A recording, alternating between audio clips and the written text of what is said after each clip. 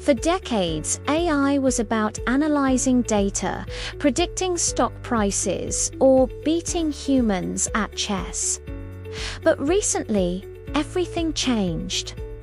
AI learned to create. Generative AI is a type of artificial intelligence that can generate new content, text, images, audio, video, and code based on patterns it learned from massive data sets. But how does it work?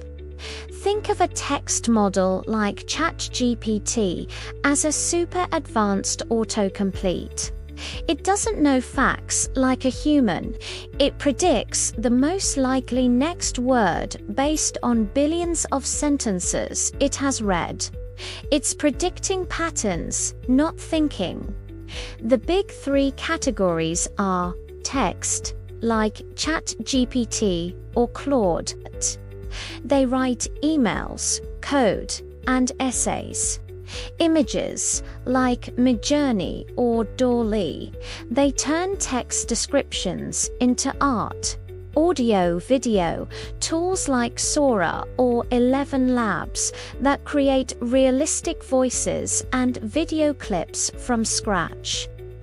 In the real world, this means programmers coding 50% faster, marketers creating ad variations instantly, students turning messy lecture notes into clean summaries.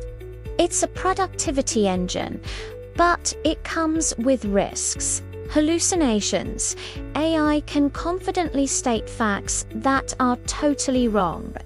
Deepfakes. It's getting harder to trust photos and videos online. Copyright. Who owns the art created by a machine trained on human work? The future isn't just chatting, it's agents. AI that can take actions for you, like booking flights or managing your calendar. We are moving from AI that talks to AI that does. We've entered the era of automated creation. The question is, what will you build with it?